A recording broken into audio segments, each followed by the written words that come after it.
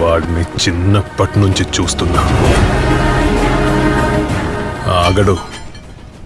వాడి ఊపిరి ఆగేదాకా ఇంటిని జూ పార్క్ లాగా మారుస్తానే ఉంటాడు. హలో అక్వామన్, ఎవడన్నా సరదాగా ఏ పార్కో సినిమాకో వెళ్తాడు, నేనేంటో ఆక్వేరియం షాప్స్ లోపలికి వెళ్తాను. అలా వెళ్ళినప్పుడు నన్ను ఈ ఆస్కార్స్ బాగా అట్రాక్ట్ చేసాయి. ఇంకా అట్రాక్ట్ చేస్తే ఏమవుతాం, అట్రాక్ట్ అయిపోతాం. అట్రాక్షన్ అంటే తొందరగా మర్చిపోతారంట. అలాగా? ఇంకా వెంటనే ఒక బంగినపల్లి ఆస్కార్, ఇంకా నూజివీడు రసం ఆస్కార్ ని తీసుకొని ఇంటికి వచ్చేసి, ఇది డాన్సా? నేను ఫిక్స్ వచ్చిందేమో అనుకున్నాను.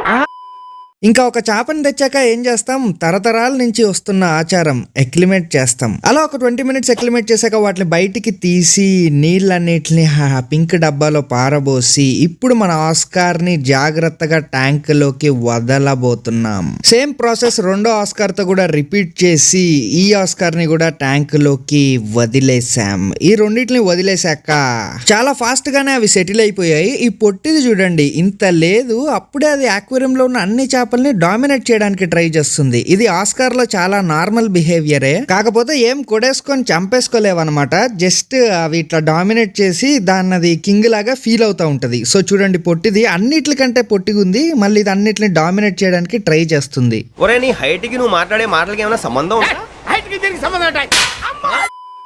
హాబీలో జాయిన్ అవ్వడానికి సింపుల్ గా సబ్స్క్రైబ్ కొట్టి పెట్టుకోండి. నేను మీ రఘురామ్ రాజా.